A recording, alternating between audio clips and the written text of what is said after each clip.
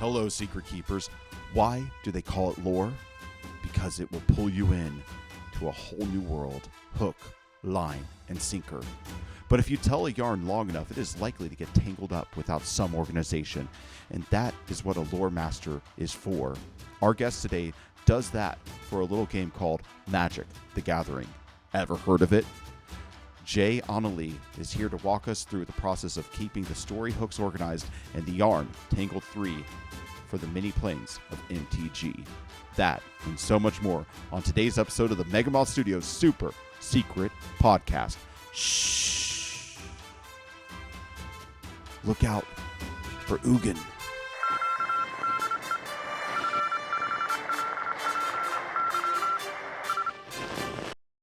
Welcome back to the show, Secret Keepers. I'm your host, packing up for my move to the big city of Ravnica, Joel Watts, joined, as always, by my co-host, Danny, finding your lore puns less than alluring. They're all intentional, though. And today we are joined by Jay Annelli, Magic: The Gathering lore master and world builder. Welcome to the show, Jay. Thank you very much. Yeah, I am. So I should be clear right off the bat. I am a freelancer who works as like a consultant with Wizards of the Coast. I am not hashtag WotC staff. So anything I say here is just my opinion. But I've been working on like magic fiction and world building for the last 5 or so years. Yeah, I know. And I can't wait to get into all of that today because we're going to be going into the building aspect of world building, what goes into the creation of a magic plane, and how do you keep the Vorthros fans well fed. But first, before that, we got the question of the week. Are you ready for this, Jay? All right, let's hear it. Okay. I'm hearing this for the first time too. Danny wrote me this question of the week, so let's see what it says. If you could write or consult on a story installment for any franchise, which would you choose? Ooh, that is a good one, Danny. Ooh, that's tempting. So with Magic's universes beyond, I have the opportunity sometimes to work on other franchises. So there's the Assassin's Creed set coming out later this year. I actually wrote creative text for that. So that might have been one of my answers. That's the problem with this. Your answers are being fulfilled. You are getting it in life right now. This has been a good year for me. Yeah. No. Gosh, that is an excellent question on something other than Magic. I think I really enjoy the Assassin's Creed franchise. As I mentioned, I was brought in as sort of an expert on that. Nice. So the challenge with this question is that as soon as I start writing for it, it becomes a job, right? So it's like it's no longer just the fun franchise I love. But I think a lot of nerds, Star Wars might be one that's up there that I haven't had a chance to touch yet. Yeah. I dreamed. I think I got into the idea of being a storyteller and filmmaker because of my love for Star Wars. Oh, absolutely. So I totally feel you there. Danny, did you have a go-to answer for this? For me, like prior to X Seekers of Fortune, I would have said Indiana Jones, but I think we've kind of scratched the itch with our own adventure universe there. So I'm going to go with Doctor Who. Yeah. I have some ideas for how I'd like to de-escalate the stakes in Doctor Who and focus on a more personal story centered around the companion for the season and the Doctor's relationship with them. So I think that might be my answer. Mm-hmm. Yeah, I mean, based on what I'm seeing from the next Doctor, you might be getting what you're asking for. It does seem like they're kind of like bringing it in to be like it's about these two people, the Doctor and his companion. So, what about you, Joel? What's your what would scratch your itch here?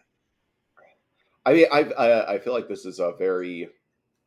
It's like if I got to do just one story installment, like I get to create a little piece of the world and call it my own, or like work with a team. Of course, you're working with a huge team, but I've been on a big Fallout kick recently, and being from Texas, being from the Central Texas area, I would really love to have the bite of the apple of making the Fallout universe in Texas. I think like it's already such a Western style series. I think how could you not have some yeehaw in your Fallout? And trust me, like Bucky would be. I mean, well, granted, the Fallout. I mean, you'd have to make a Bucky like mascot that would have survived the post-apocalypse and become some sort of godhead. Just as an example, the hipster ghouls of Austin, that sort of thing. I think it would just be a fantastic. So yeah, I'll say the Fallout series specifically, so I can claim Texas and the surrounding areas for my own adventure.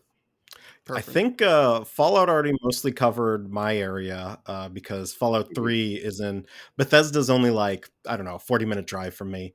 So I think the map stops before it would get to like where I grew up in Maryland. But it's pretty close and it looks basically the same. Mm-hmm. Oh yeah, that's Fallout 3, the Capital Wasteland is beautifully densely corrupt in all the right ways, and that must be surreal walking around like an area that's like, this is the blown up version of what I know. The surrealist part was the metro system. That was creepily accurate and had the right vibe, and I have been creeped out in that metro when it's like dark and late. When I've had to ride it, I'm like, I don't like this anymore. Yeah, before or after, like, did it kind of like taint the metro, or was it already kind of a little on the eerie side? Metro was already on the eerie side, but it was fine. It was fine. Yeah, excellent. Well, I'm excited. I'd love to see Danny's Doctor Who. Like, that's one thing that Danny and I have talked about as friends, just on the phone, just him pitching out Doctor Who ideas before. So I trust me, he would be a great person to write for it. But don't keep your answers a secret keepers. I know it's kind of, was it not redundant? What's the other word? Oxymoronic for us to say that. But if you could please, in the comments, tell us, what franchise would you most like to produce your own installment for, or be part of the team for the next installment? And if you have a great answer, we might just read it on the next episode. But while you're at it, please like and subscribe to the show. It really helps out. And Danny says for every subscriber we get, Joel will have to be completed by an unlicensed surgeon in Phyrexia cosplay. Yeah, that's accurate. You're gonna have to get completed. At least I'll be whole.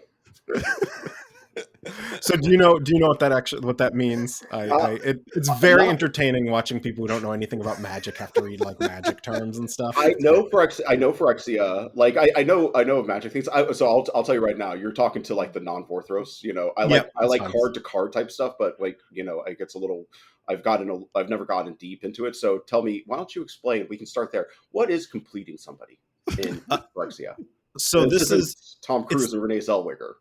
It is a archaic spelling of the word complete. So it's COMPLEAT. And it's the Phyrexians term for. So the Phyrexians are these necro-cyborgs. They're like these zombie cyborgs that want to achieve perfection through the fusion of flesh and machine. And so completion is sort of their term for their attempts to achieve that by making themselves increasingly horrific. Oh, okay. A very Cronenberg-y, maybe we could use that term, like body horror. Yeah. Okay. Did you? I'm looking forward. I'm sure I should be hotter. I'm sure they'll tighten me up, match as they say these days. You'll definitely lose a few pounds for sure. Just not in the right places.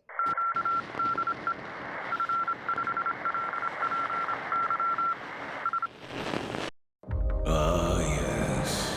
I see it within you. It starts with a subtle urge. You tried to ignore it, but the call, it intensifies. Do not look away, kid. This is your moment.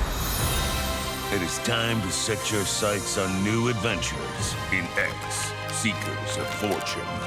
A quintessential two-player strategy card game filled to the brim with mystical challenges and unpredictable twists.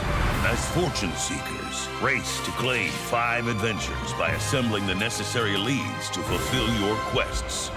But who said it would be that simple? Throughout your quest, you and your rival will unearth ancient sites, perform staggering feats, and discover powerful relics for use in noble or ruthless ways. As you gather more experience, you will discover crafty combinations that will save your hide or sabotage the competition, leaving you with the prize. Remember, the line between a legendary explorer and a mere footnote in history is drawn by knowing when to press forwards or when it is time for cunning manipulations. It is time to answer the call. X marks the spot. Set forth and seek your fortune.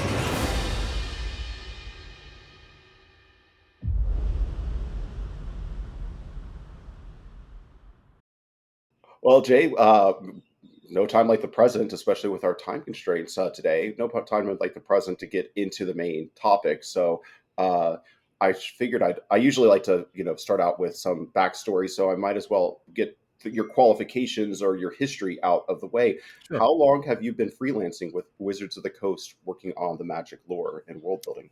Sure. So in 2015, I started being like I hate this term, but it's what everyone uses now, a content creator for Magic, Okay. writing about like Magic story. Magic was starting to revisit places that they hadn't done a ton of revisits before. And it had been like 5 years. A lot of people were new. They wanted to know the story of this old thing. And I had gotten into writing then and helping make it accessible for people. Mm-hmm. A few years later, internally at Wizards, their story moved over to what was called the franchise team at the time. And the franchise team needed a lore expert to kind of help them with story continuity, characterization of characters, things like that. Yeah. And I was basically the most prominent person doing lore stuff at the time. They reached out if I wanted to edit this novel back then. And I think that was like late 2018. So that was about 5.5, 6 years ago. Uh-huh. And after that, they started putting me basically on retainer. So I'd have a contract where I would work on a certain number of words of fiction every year as an editor. And I would work on various other smaller projects for them, putting together like background documentation and things like that. Okay. That's okay. That's pretty interesting. And so, in the work that you do, are you mostly are you like creating whole cloth? Or are you just making sure it's consistent amongst the all these creators? So it's a little bit of both. Okay. So the lore master sounds like I'm mostly. So my thing with this is with a lot of fans who are heavily invested in the lore, they don't like new things too much unless it falls in a very narrow range of categories. And I feel like that's very limiting for a story and a franchise, especially one like Magic that's capable of hitting a wide variety of genres and other things. Yeah. And I've lost my train of thought is what I did. Happens. It's all right, but I mean, you brought up a great point. It's like Magic is very similar to Doctor Who. You can go anywhere and do almost anything, as long as you're really pushing the boundaries. Especially like Thunder Junction, Cowboys, where the Cowboys and fantasy sort of overlap. But it could, if the fan base doesn't allow you to go there, it could like have that problem Star Wars was having a few years ago, where it's like all we're doing feels like we're rehashing the same story over and over again, or the same arcs and tropes, and we're not like expanding out until Andor. Well, I'm a huge Andor fan. Until Andor came out and was like, oh no, here's like The Wire, but in Star Wars. And it was like, oh, okay, now I understand. Now I feel much more invested in the galaxy far, far away. I feel reinvested in it. But fans can be kind of, I guess, exacting. So yeah, Magic has been branching out a lot lately into areas they haven't typically. One of my jobs is to help these things still feel cohesive. Say they're doing like a big revamp of a world like Kamigawa. Yeah. I might be invited to take a pass on their world guide, which is where they have a big document that has all the information that artists might need in order to make their art and make it consistent with the entire vibe of the setting, but also information on the story and lore that writers will need. And I will go and help like line things up as needed, make it feel more like an organic evolution of the world, and things sort of like that. Most of what I do with them is either story editing, essentially. So Magic has web fiction that comes out alongside every story. Magic used to have novellas and novels, and I've worked on those as well. And with that, I try and help characters stay in alignment. Not every writer is going to be able to go back and read 10 novels to get the full history of, say, Teferi, this long-standing Magic character. Yeah. And so I come in to help them, give them the important things they need about who his character is, what matters to him. If I feel like there's dialogue that's off for a character, I offer suggestions on how to sort of get the vibe right for what a scene needs to be, that kind of thing with it. So it's not just being like, no, you can't do this. It's, okay, I see what you're doing here. Here's how we accomplish this while still staying true to the vibe of Magic and what came before. That's great. Go ahead, Danny. What was the first plane that you were working on? Like the first time you really got an opportunity to influence the game? What plane was it, and what kind of contributions were you making at the time?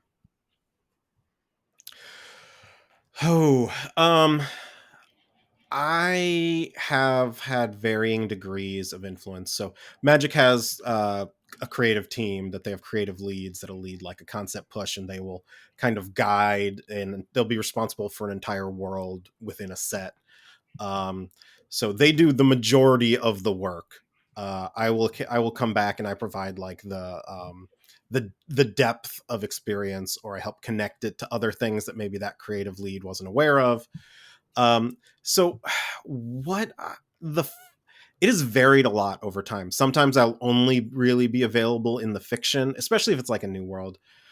I think the one I'll say I had the most influence on, rather than the first influence, was a year or two ago, Magic came out with the Brothers' War, which was sort of a remake of one of the very early Magic stories from Antiquities.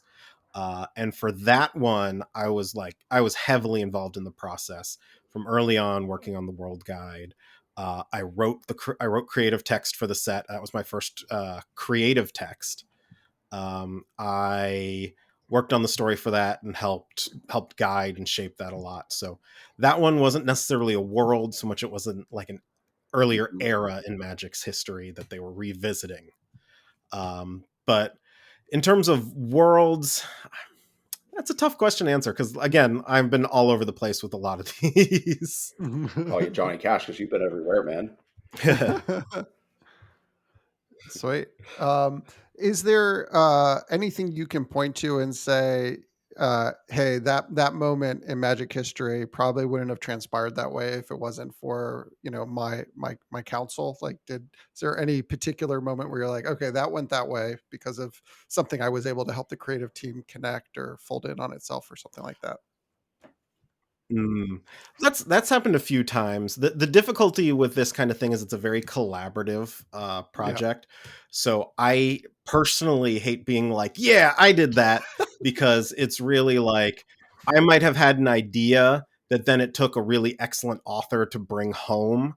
Like we have Shannon McGuire, who's a very like prolific author working on Magic, and she and I work together very, very well.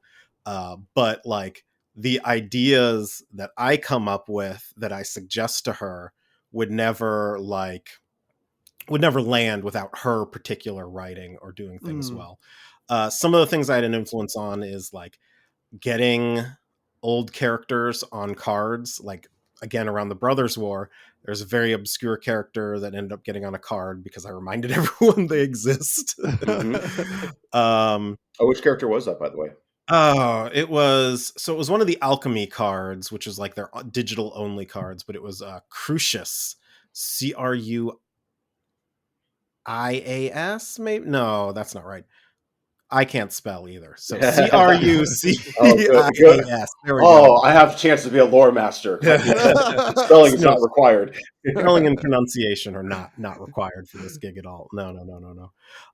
So there are a lot of things like it's less about what happened and more about like how it happened, helping to make like more impactful, more moments impactful and emotional in a way they land.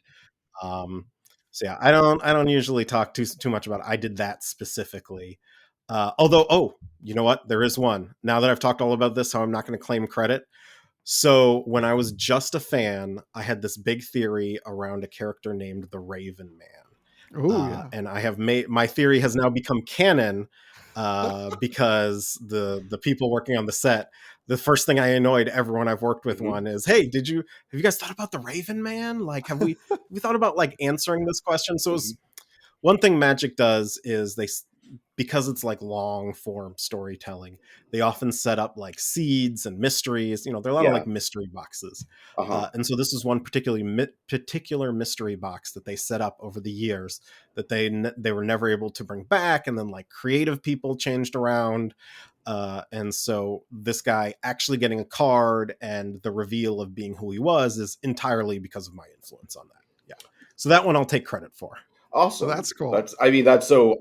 Yeah, getting your own little pet theory, like, and making sure it lands is amazing. Anyways, I remember when the gonna ask Raven, about- because it was it Magic Origins, or when was it put on a card? So he got art in Magic Origins for Liliana's story, but then I guess for some reason he didn't make it to a card, so they used that same art in Dominar United like a year or two ago. Oh, that's right. I can't remember when anything comes out anymore because the stuff I'm working on doesn't come out for 2 years. Yeah. The stuff I worked on 4 years ago, but it came out a year. Like Yes. Can't keep track of the timelines there. That always seemed like a very hard thing to do with Magic, of, like keeping, being able to speak publicly about what is and isn't out must be mind boggling. Because, like you said, when you get off the phone with us, you're going to work on things that don't come out for like 3 or 4 years from now. Right. So, Yep. is there a way that you go about trying to keep all that, sorted in your head, or is it just you don't give that many interviews? I mean, you are a content creator, so it helps being forgetful because I can just pretend like that section of my brain doesn't exist. But in all seriousness, I've had to do this like my whole career. So before like this started to become my career, I worked in emergency management. I had actual classified information stuff. So for a very long time, I've practiced like compartmentalizing. This is just stuff I don't talk about. I can't talk about. You'll never get it out of me. I see. So it's worked out well for my time with Wizards as well. And doing the content creation stuff, I can just be like, I can pretend to just be a fan sometimes. I'd be like, wow, this is super neat. I wonder if this is going to go anywhere, knowing exactly where it's going 2 or 3 years down the line. Just press that foreshadow button in the back. But that probably does. I mean, like how many of your like subscribers, followers, do you think know that you are actually officially like a consultant for Magic versus just a fan? So I do make it clear it's in my bio. I don't know, like with the nature of like TikTok, it can be hard because people might just see my face coming across their screen and not realize, and it's a whole lot to like get into it every time. And what I'm talking about isn't like advertisement or anything like that, so I don't necessarily need like a disclaimer there. I have my own podcast called the Vorthos Cast, and I think all the listeners there already know I'm like Magic's lore master because it happened during the tenure of the show. We've been going for 5 or 6 years too. So on that front, and like and on other social media, it's easier to get that across. People know that, but like TikTok can be tough because people don't read the bios too closely. They just, this guy talks about something interesting, follow. Yeah, exactly. Yeah, exactly. So I was just going to say there that, that a great way to get into a job these days is to become active on social media, is to produce content. So just something for the audience out there. There's a reason Danny and I have been hosting the podcast, amongst other things, and Danny has been so active on TikTok. But yeah, no, so tell us more about this podcast. Like, where can people find it? So Vorthos Cast is on like all the it's called the Vorthos Cast. And you can find it like anywhere that podcasts are distributed now. We typically we host it on SoundCloud, but it populates to all the different podcasting sites, and we release an episode every Monday. I'm not on terribly often anymore. You might get me in one of every 4 episodes or so, just because one, it is hard for me. We'll do like reviews and criticism of story stuff. And I'm like, well, I worked on that. It would not be very authentic to have this conversation with me also chiming in on this. So I typically stay off like the story retrospectives and review stuff. And I'll be there for when we're talking about a card set and like going in depth into lore, or when we're doing podcasts on like background and things like that. But you brought up something earlier that I wanted to mention real quick. Is you said creating content is a good way to get a foot in the door. Creating content where you understand the realities of the business and creation and creating like products goes a very long way. Part of the reason I got hired for this is because I was one of the few who was not particularly hyperbolic about everything, both in like praise and criticism, because it's very easy online. You're just venting, right?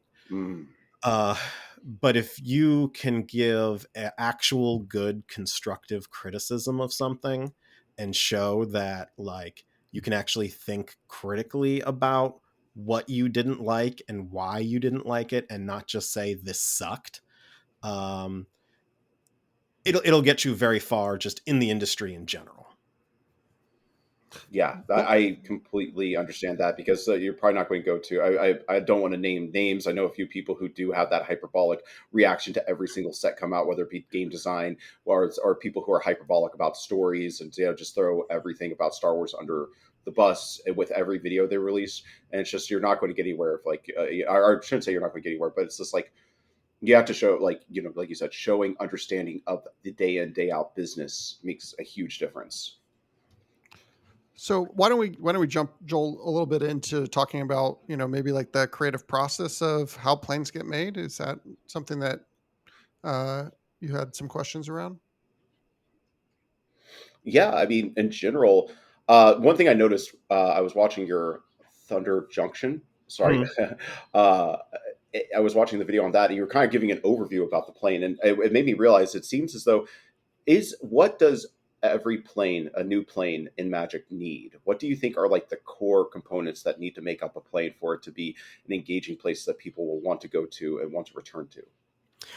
That's a good question. With Magic, that's tough because people's thoughts about what a plane is both the lore side and the mechanical side, right? So, like, some people will really love a plane because of the coincidence of the fusion of the mechanics and the lore.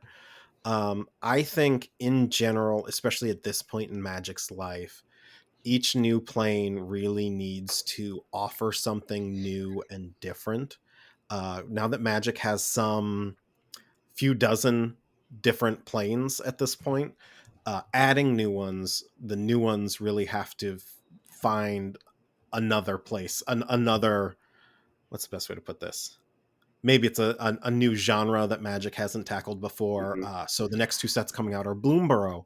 Bloomborough is very much like a Redwall-ish setting with small. It's adorable. It's got little forest creatures that are all living like people, and they go on like fantasy adventures and things like that. It's very cute and adorable.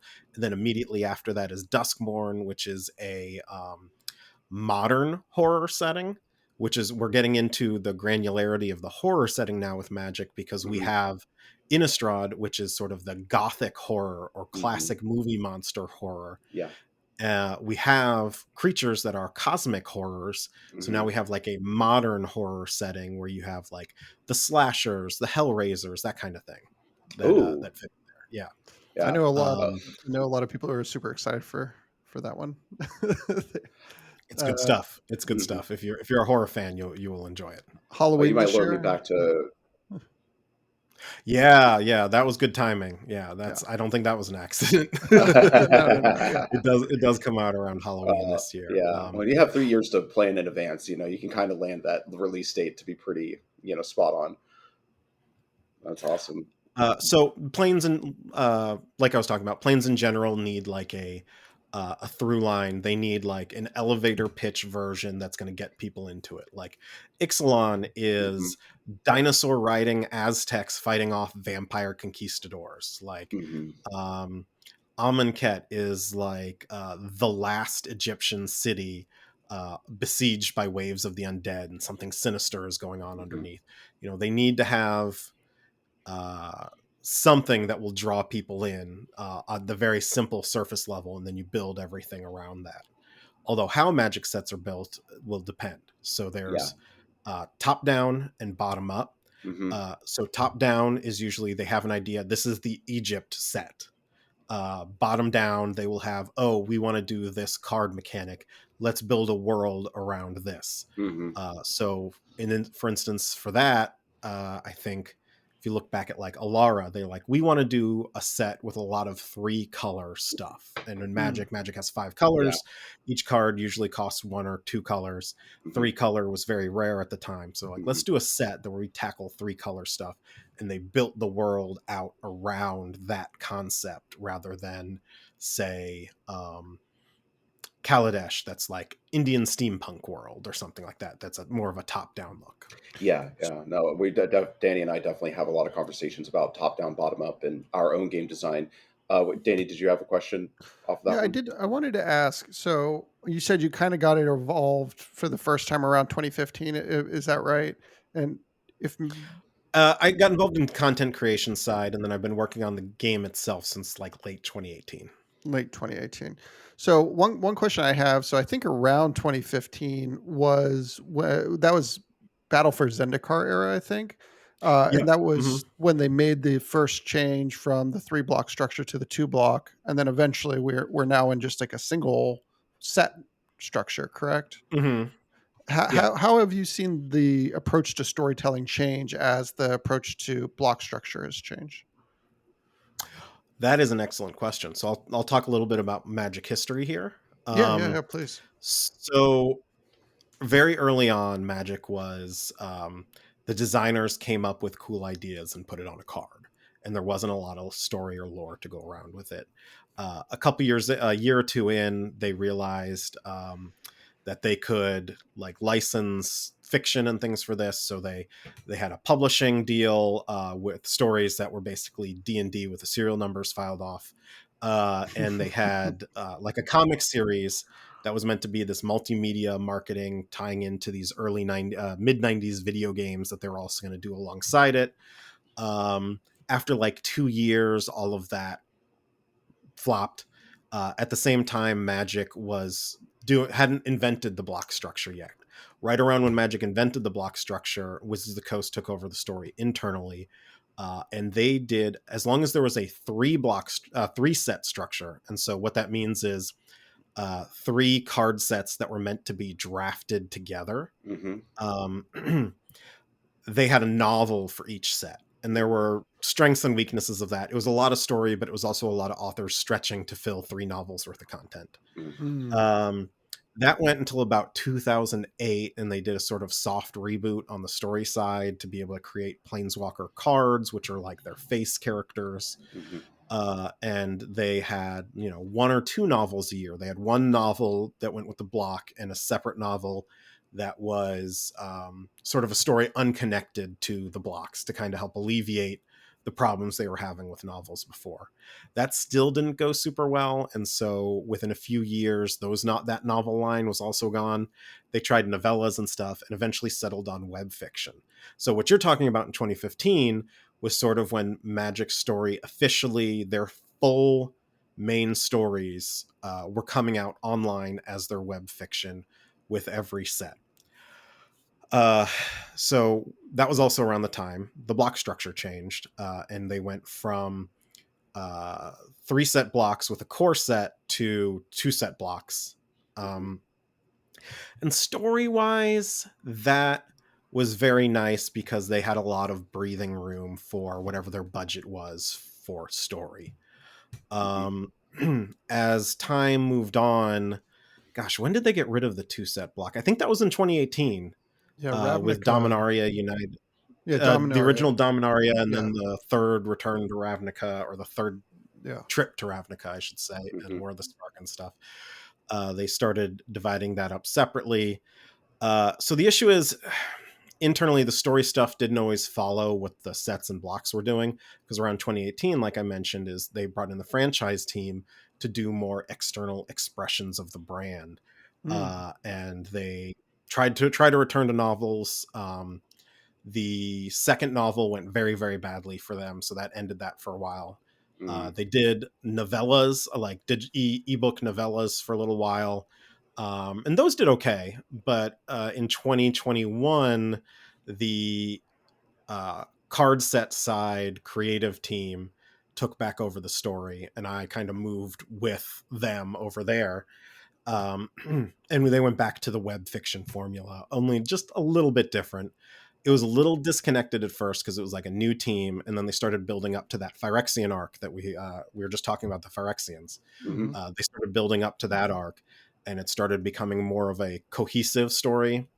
And then after that, what we've now entered is a new structure that I personally like, that sort of splits the difference between these sort of things are disconnected between sets or between blocks, and the Battle for Zendikar era, where Battle for Zendikar through War of the Spark was a very tightly serialized story, which some people liked and turned some other people off, because it was like, oh well, I can't jump into this now. I have like 3-4 sets worth of fiction to read. Mhm. What's going on now is they're doing like a loosely connected arc over the course of a year, and there's like a resolution at the end of every year. So Outlaws of Thunder Junction, the set we were talking about, was the like, it was revealed what was secretly going behind the scenes over the last 3 sets. And so now we're in this new set structure called the was the Omen Path. I think this is the Dragon Storm arc or something like that. And there's something else going on, and by the name it might hint at what might be happening there. Mhm. So yeah, Magic's story hasn't always evolved linearly with what's going on with the fiction. I think the challenge is the realities of it being a business. They only have so much budget per set for story related things. Mhm. And when you had 2 sets set on the same world, it was very easy to have a longer, cohesive story than it is now, where we have 1 set per world, and they've got to figure out, they have basically 5 to 10, the budget for 5 to 10 web fiction stories, and they've got to figure out how they're going to spend that budget to have the best impact for folks. Wow. Was the Mhm. It's Go almost ahead. sorry, Dan, just really quick. It's almost like reverse what you would think. You would think like, oh, it's so tightly focused in on one set, you can just really put everything into it. But what you're almost saying is because of the nature of budget, it just reminds you of what you were going back to, talking about the realities of running a business and telling stories in in a corporate structure. You only have so much budget to spend, and so I would have actually thought the opposite. So that's a very interesting observation about like how now there's like less story that can go into just a single block or these single set blocks. Yeah, I mean, the advantage of it is the web fiction doesn't necessarily have, it's, if the web fiction on a particular set doesn't do super well, it doesn't bode poorly for the web fiction for everything. And Mhm. similarly, if people don't like the story of a particular set, they can just hop on the next set. And Yeah. that's something Mark Rosewater, who's like the sort of the face for Magic now, he's the head designer. Hmm. He has mentioned that jumping from block to block, jumping from world to world every set has really helped, because people jump in new worlds that excite them. So you got excited by Outlaws of Thunder Junction or something like that, you would jump in there, and then you're much easier to retain once you've jumped in than losing somebody because you spent an entire year on a single world that they did not particularly enjoy. Hmm. So the churn doesn't feel like the right word, Yeah. but the rotation sort of helps with retention of the player base. Hmm. What is it like working with this sort of lead time where you're getting feedback for work you've done a couple of years ago as you're working on something new? And so, like, your ability to respond to audience feedback or criticism has got this lag. And so, I think over the years, in a number of ways, Magic has sometimes struggled with people who don't quite understand the reality of how the game is made, with them thinking they're not adequately responsive, when in reality it's just like, well, it takes a while for the results of the responsiveness to show up in the game. How has that been like, being on the other side of the curtain and having to kind of deal with those inputs, and knowing that you have a while before anyone will realize that you're paying attention to them? Oh, that's so much fun. Let me tell you what. Knowing that, when something has had like a major problem, knowing that it's already been addressed, but they're just not going to see it for a year or two. it can be very stressful, especially as someone who's relatively online and sees a lot of people I like and respect very upset about something that's already been addressed, and I can't tell them, and they won't know for like a year or two. Magic timelines, I think, for the entire card set is around 2 years. So right now they're working on they're working on many sets at once, but right now they're probably starting the spring set for 2 years from now. When we work on story, we have a shorter lead time. It's usually like a year out or so. And with web fiction, it makes things much easier because we don't have traditional publishing logistics to go through. They just have to send it to their story team, not their story team, sorry, their web team, to upload it once it's got approvals and it's been edited and things like that. It doesn't need to go through a printing process and delivered to bookstores and things. So that's an advantage. Um, So the story can also be much more responsive because of that. They might have to sketch out the broad overview of a story very early on as they're developing the world, but the specifics and how they deliver it can be they can build the plane as they fly it as time goes on with that. Okay. That's all so interesting. And I do have to say we are coming up on our time limit here today, so there is a lot more questions that we wanted to get to. We can keep pushing it for.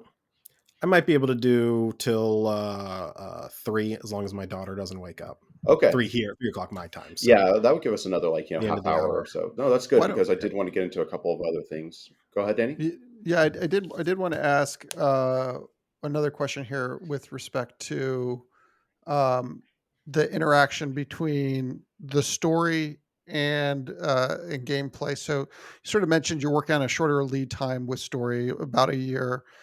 So a lot of the set presumably is already taking form by the time story starts, if they're starting in advance. Does do story considerations ever have an impact on game design? Like, oh, hey, we gotta figure out, we need to flavor a card for this character.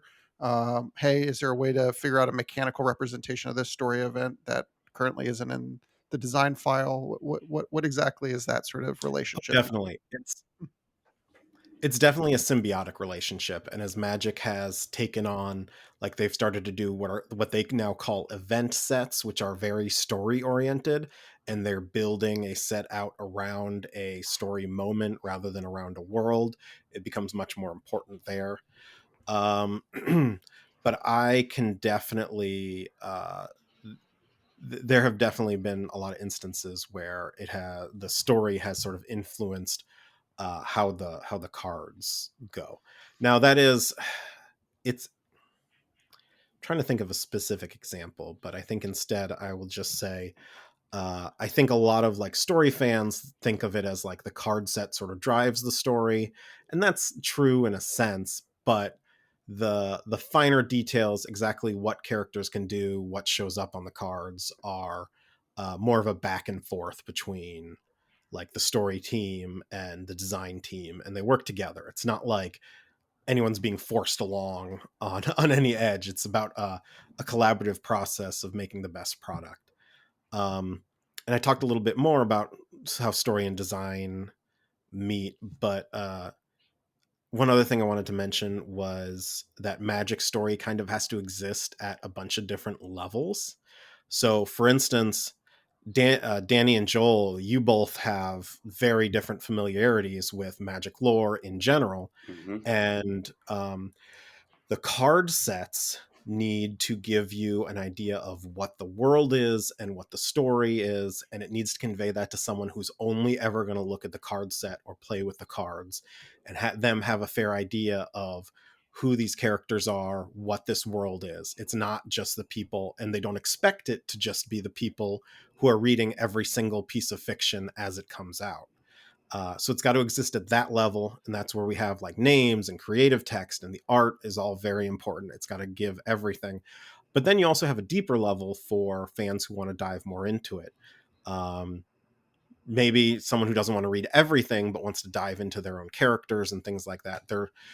You get like different layers of the onion here, and a story has to magic story and the card sets have to work in such a way that can communicate that. Because one thing they've learned over time is when they didn't have any story moments on, people didn't know who the characters were. There was a set called a block called Theros where they killed off one of their major characters and most people didn't know. Elspeth? Elspeth. When they killed Yeah. off Elspeth in Theros, a whole lot of people who were not reading the novellas at the time didn't know that it happened, hadn't been communicated on the cards, and that was a big thing that led to that the Gatewatch era with Battle for Zendikar, and a much more serialized approach to storytelling. They might have overcorrected a little bit there, but making sure that they balance, people know what's going on in the story and lore, even if they're only looking at the card set, has become very important for Magic as a whole as a brand. I mean, sorry, I was just thinking, I mean, and maybe this is how they're doing it, but it's like for me, spoiler season, if you got Magic the Gathering fans, they're going to see every spoiler card, or at least they used to be able to, because they're like, fiending for new cards. And I'm just like, well, make all the spoiler cards, or at least make a few of the spoiler cards like the big plot progressions. The big climax should be on one of the spoiler cards, so everybody knows like what happened.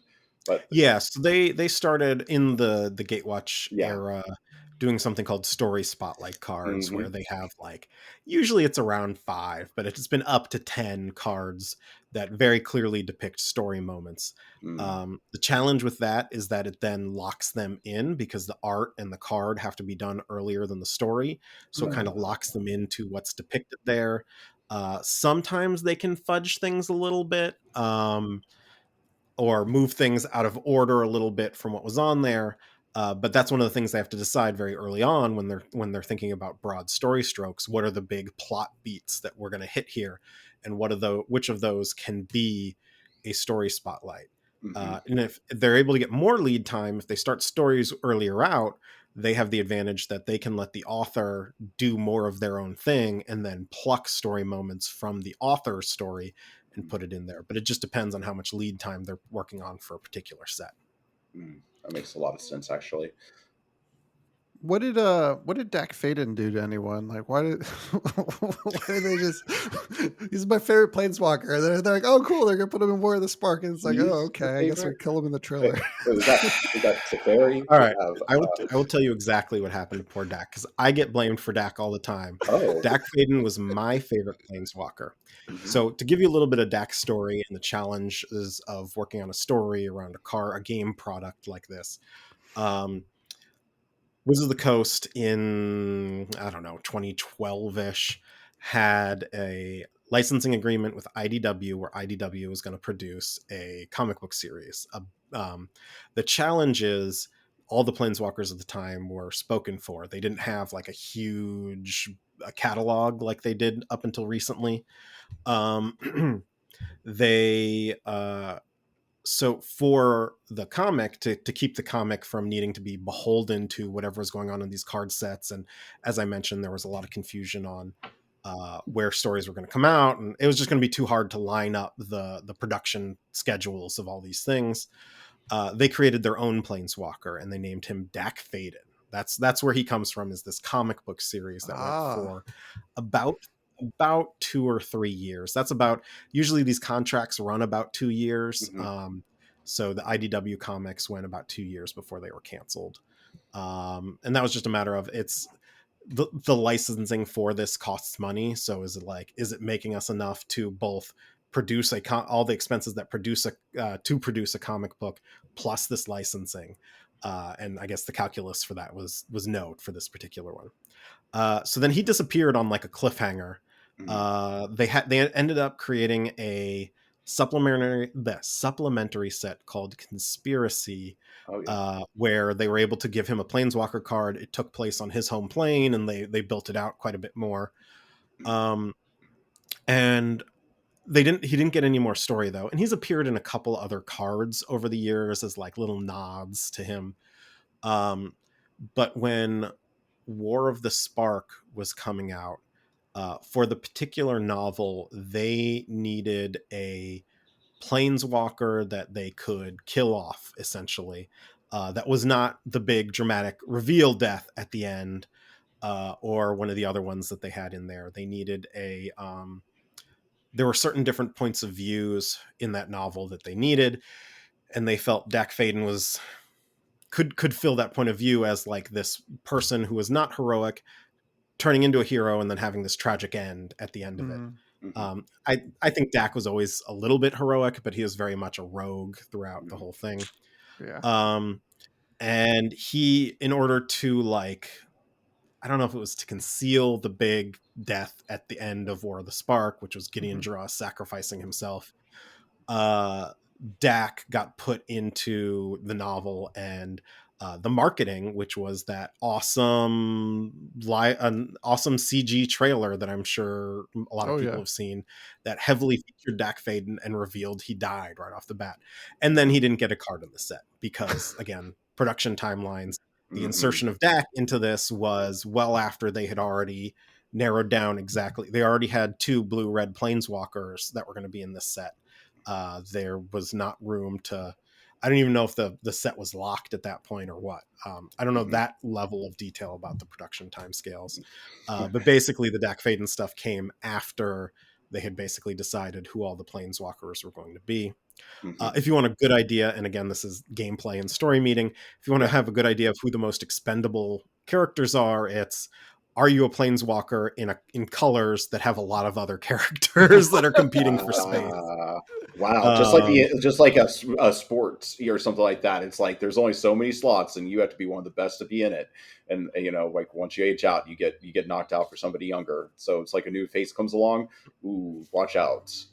Trying to think. That can happen. Now that's a little bit more like a cynical way of putting it. But if you look back at the planeswalkers Magic has killed off over the years, it's generally because there's a more popular alternative that they tend to go with because there's a greater fan demand for them.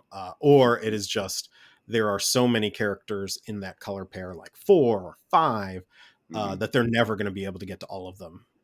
All the time, and so it makes them a little bit, and design wise it's very hard to have designs that are different for a whole lot of characters who are in the same colors.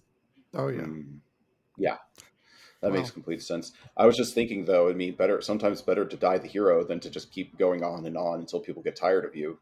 I'm just thinking like I might be able to name more dead planeswalkers than alive ones. I'm not sure if that's true, but I might. What I mean? It's like when your character dies, it at least makes finality and it makes it like them mean a lot more. So, sometimes I'm like, hey, fanboys, maybe enjoy that you got such a great, storyline out of this character instead of, mourning their death. Except for Dax maybe didn't get enough cards. Like how many Planeswalker cards did he get overall? One, right? Yeah, okay. There you go. 1. Yeah. Yeah, and it's from that set I mentioned. But it was a really impactful one and a lot of like he's well known because his card, he was relatively obscure until his card, and then his card, I think Legacy is the format. I don't remember exactly which format, but his card is really played in one of the constructed formats in Magic, and that really elevates a character's profile. Oh, 100%. That's the other thing that'll make me know a Planeswalker by heart is if they have like a spotlight deck in one of the Eternal formats. So thank you so much for extending your time, but we probably still should be coming close to the end of our interview. My big question, and there was like a whole bunch of sub questions I have going forward. Like we could easily have you back on for like a 5-hour episode, but it's much to the chagrin of our editor. But my one last question I really wanted to get to, and Danny, if you have any, like definitely feel free to queue them up after this, was Magic the Gathering is obviously exploring pre-existing franchises in the Universe Beyond series.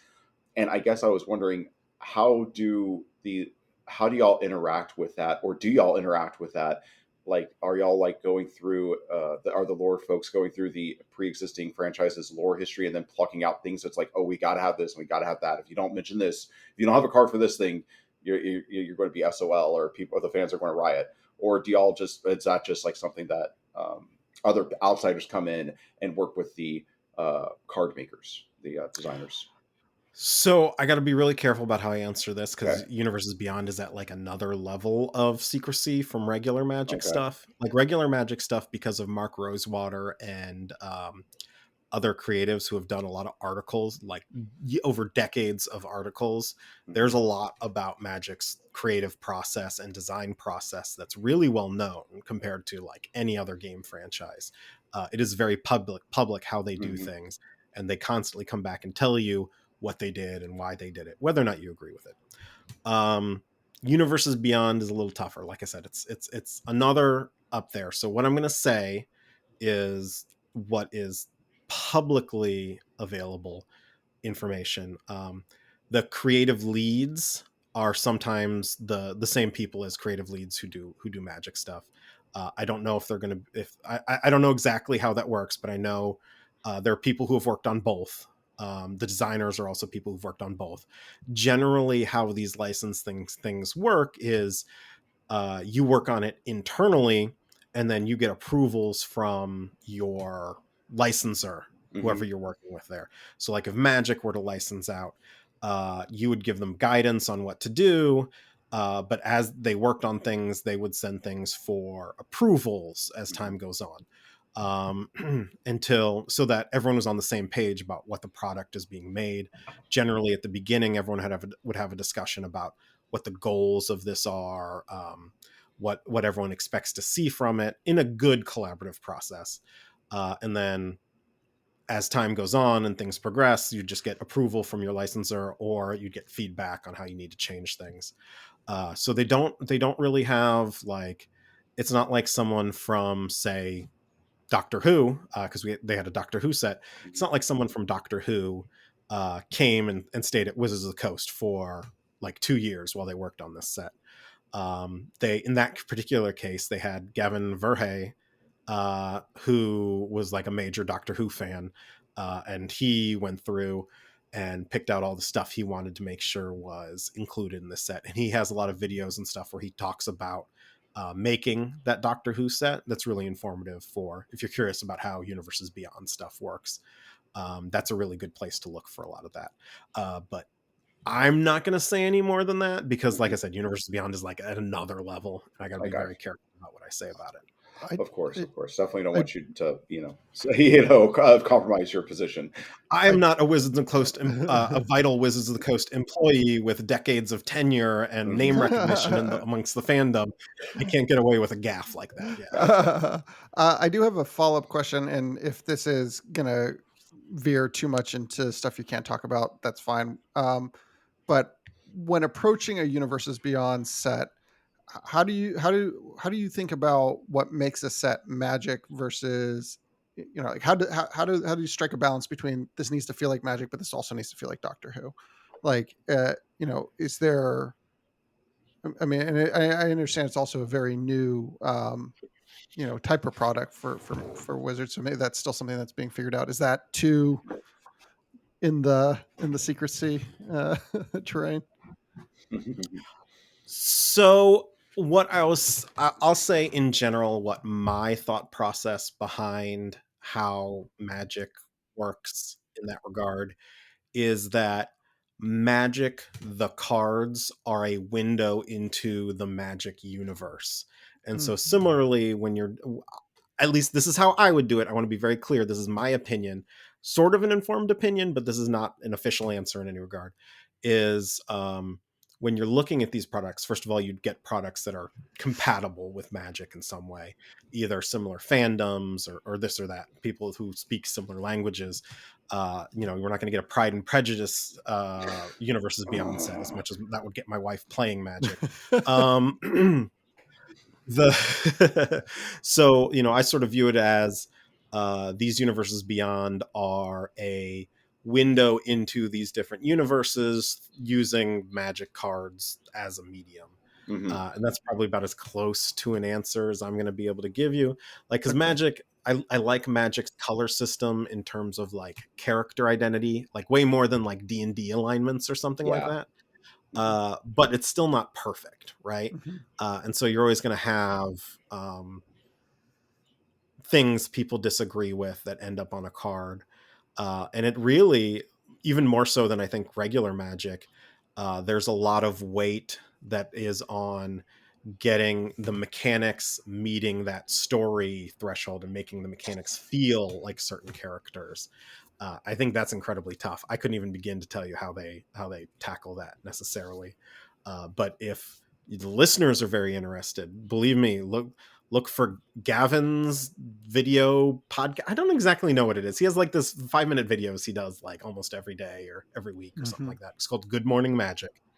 And look at Mark Rosewater's articles online about the design process, especially around Lord of the Rings, the really big one they did.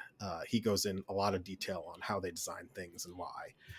And that's a really good resource for people who are looking to be a game designer in any capacity, anywhere, like just reading the thoughts of other designers, especially ones who've clearly thought things through really well and are very good at speaking about it and communicating what went into everything, what decisions were made, and why. Oh yeah. Yeah, absolutely. Totally agree with that. I back up the Mark Rosewater thing. We've definitely gone through the Mark Rosewater, graduate school of game design that he basically will put out there in any shape or form that he can. Yeah, I don't think Excellent. the game that we're working on it would exist without the Drive to Work podcast, for instance. So thanks, Mark. Yeah, 100%. Yes, thank you, Mark. I really hope to share our game with you someday. Well, I think we should probably call the interview there because we still have a lot of show to get to. But so right now, we're going to go ahead and move into our own lightning round here. Danny, would you explain this to our guests? Sure. So, Jay, this is called 8 to Rate. It's underrated, overrated lightning round. I'm going to give you 8 topics just very quickly to tell us if it's overrated or underrated and briefly why you think so. All right. Okay. Here we go. Number 1, flavor text. Underrated. I am a creative text writer. Are you kidding me? You all need to love these. My problem is recently Magic cards the mechanics have been getting more complex. So the amount of space we get to play with is getting smaller and smaller on the creative text side. Yeah. Yeah. Notice that. Okay. Number 2, this one may be controversial. The Gatewatch. You really setting me up for a murder here. Either way. I'll jump on the grenade if you need. I think the hate they got was overrated. I think it was underrated as a saga in part because of how it ended, which was not to everyone's liking, to understate it. Okay. Number 3. I just want to say for the record, I'm going to go on the record and say that the Gatewatch, I think that was one of those things that drove me away from Magic when I was reading the writing on the wall that it's like, oh, we're stuck with these guys. Oh, and that is perfectly fair opinion. I'm not the guy who gets in a fight on the internet over someone's personal preferences about this stuff. That's perfectly valid. Okay. Number 3, crab cakes. Oh. Overrated. And I know I live in Maryland and that's blasphemy, but I'm much less likely to catch flack for it because I live out in Frederick now. Yeah, Frederick's beautiful. Okay, number 4, fan fiction. Underrated? I think a lot of the authors that Magic have, they didn't write Magic fan fiction, but a lot of very successful authors these days have talked about how they've sort of got their starts doing fan fiction. And there are fan fiction authors out there doing work that if it was licensed, it would be incredibly successful.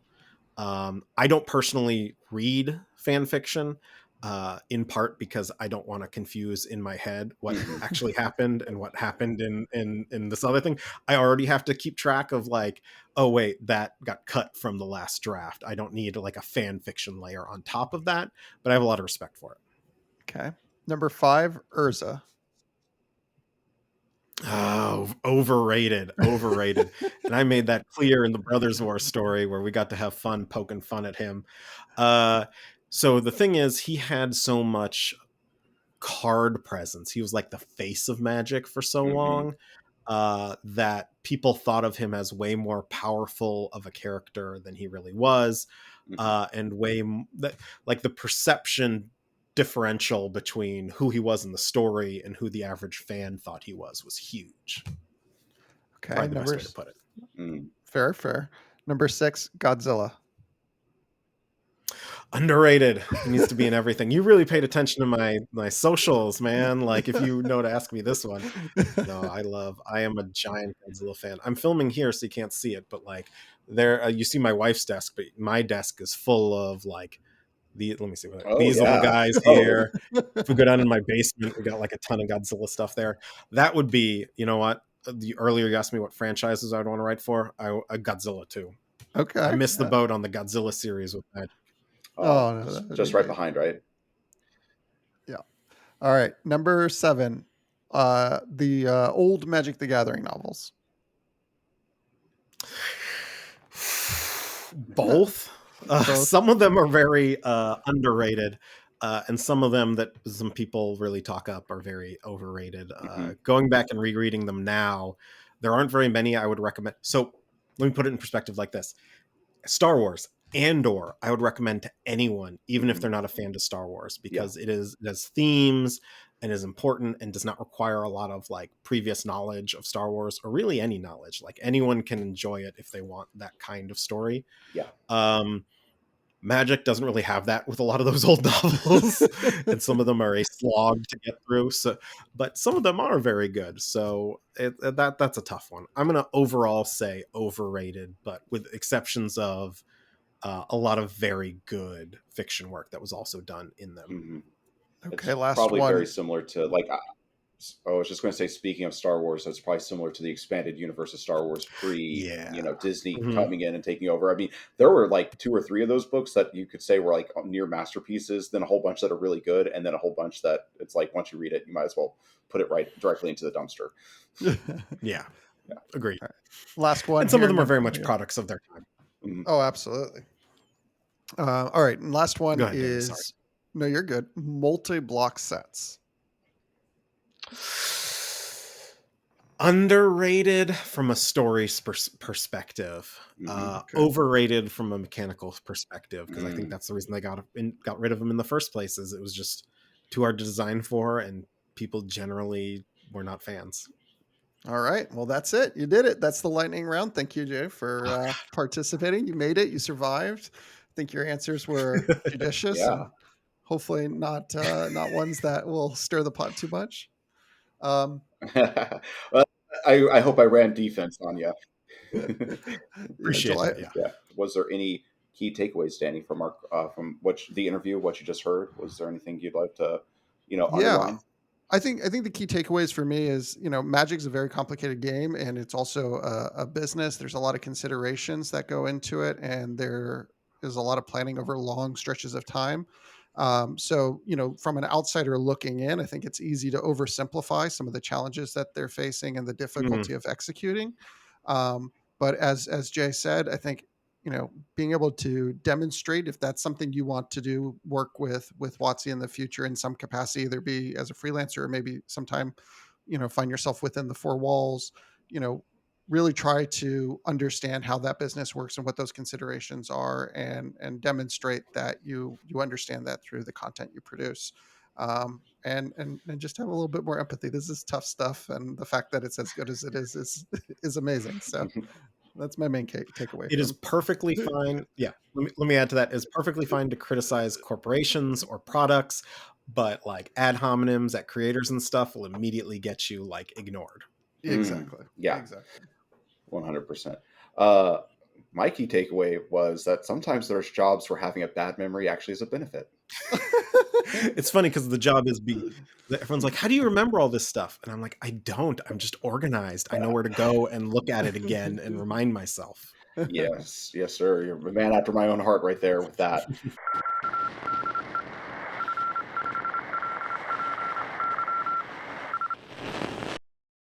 Hey, Joel. Hey, Danny. What's going on?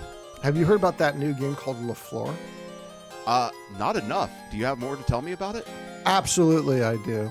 First of all, it is a game about Rococo French garden enthusiasts. And if you don't know what Rococo is, it's like late Baroque. So we're talking about cool stuff. Oh, hell yeah. I love me a art history. So in this game that you should know about because it is super cool, you're going to play one of these enthusiasts and you're trying to have the best garden party of all the aristocrats who are throwing garden parties. And all the other aristocrats are going to be trying to outdo you. Does that sound like something that you want to do? Like, competition to be the fanciest boy? The fanciest lad? Please tell me more. I thought a dandy like you would love that. So, here's the thing. You're going to have to go around. You're going to start off with a chateau. It's going to suck. It's going to be plain. It's going to be boring. But that's where you come in.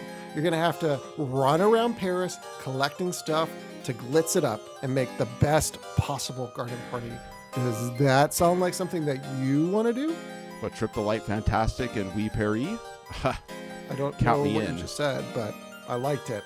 Okay. Well, in the end, if you can do it, if you can pull it off, if you can be the most prestigious Rococo garden party, then you'll be declared the host of the Grand Soiree, and you will win at La Fleur.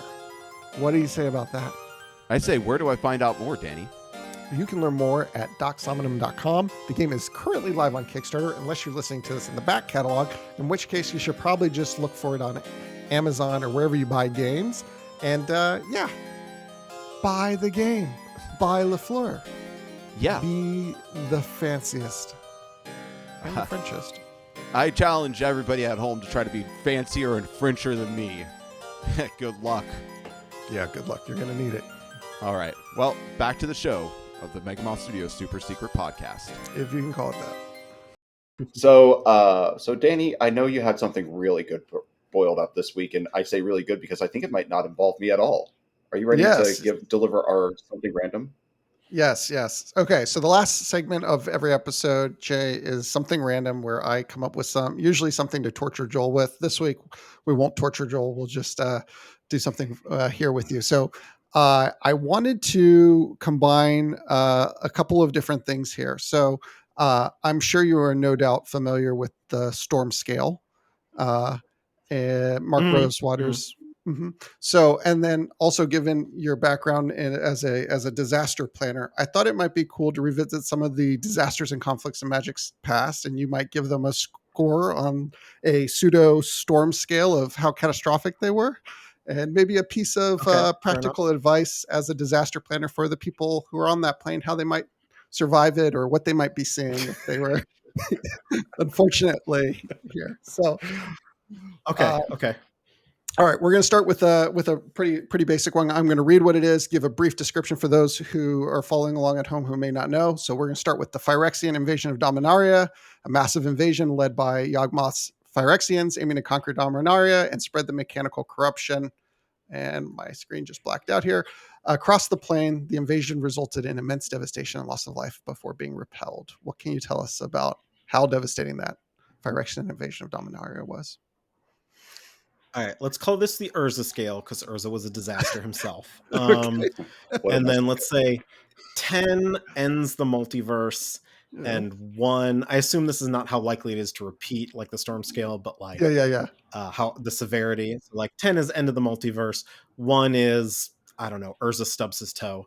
I would put the Phyrexian invasion of Dominaria maybe at like let's go with like an 8 because there were if it succeeded things would have been really really really bad. My planning advice for anyone impacted by a Phyrexian invasion is envision what your perfect body looks like, all metallic and stuff, because it's going to be very difficult for you to survive that as a common person. Yeah. Okay, perfect. All right, the next one is the War of the Spark. Nicol Bolas's attempt to ascend to godhood by trapping planeswalkers on Ravnica and using the power of the Elder spell. The war caused massive destruction on Ravnica and led to the death of many planeswalkers before Bolas was finally defeated.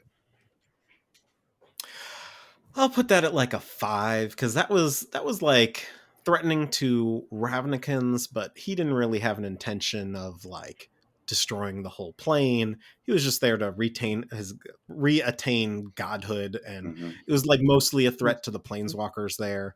So it's not as world ending. It's bad for the multiverse because then he'd be like a godlike, unchallenged being again. But you could live under his rule. It would just be not as fun. So yeah, I'll put that as a 5. My advice would be to learn your learn his favorite ways of supplication and make sure you start practicing that now for the God Pharaoh before he arrives and takes over your plane. There you go. Yeah, fellas, retain your godhood. Retention of godhood is very important. All right. Number 3, the Eldrazi invasions. The release of the Eldrazi Titans, Emrakul, Ulamog, and Kozilek unleashed devastation on multiple planes, including Zendikar and Innistrad. These ancient cosmic entities consumed and corrupted everything in their path. So I will put the Eldrazi at an 8 because I feel like they're one step above the Phyrexian invasion because they want to hit more than one plane. We don't know much about their motives. There aren't very many easy ways to stop them.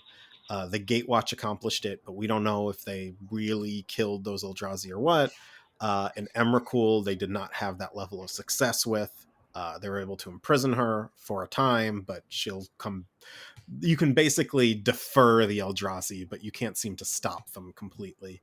So yeah, I'll put that about an 8.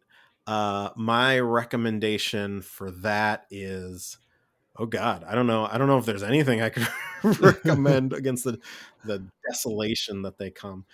Start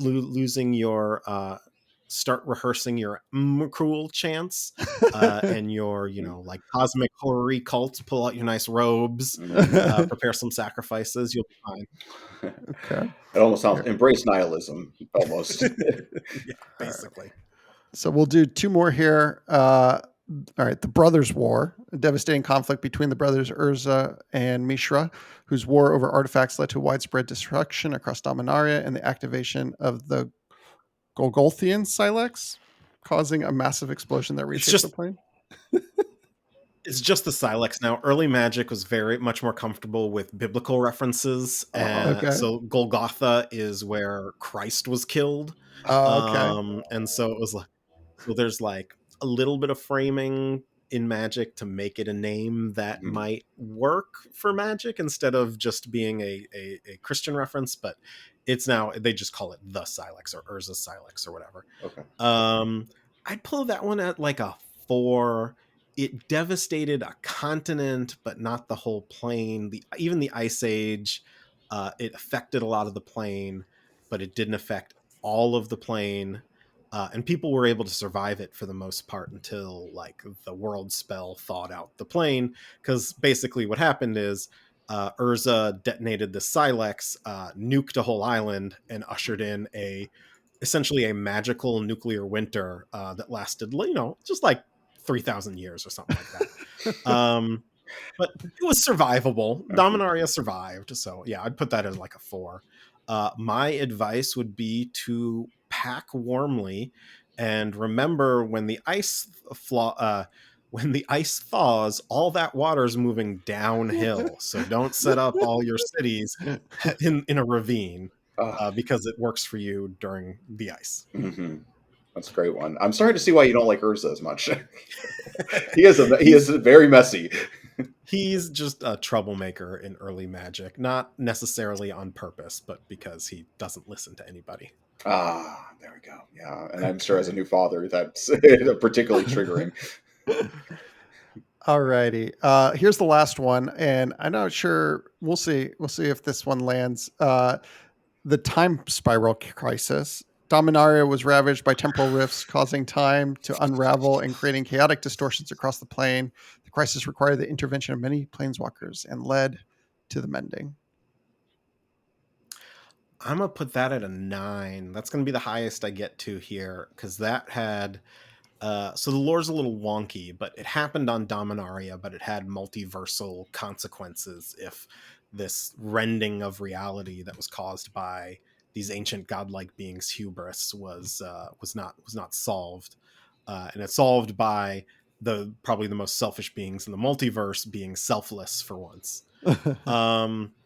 My advice would be to get really close with your local godlike being.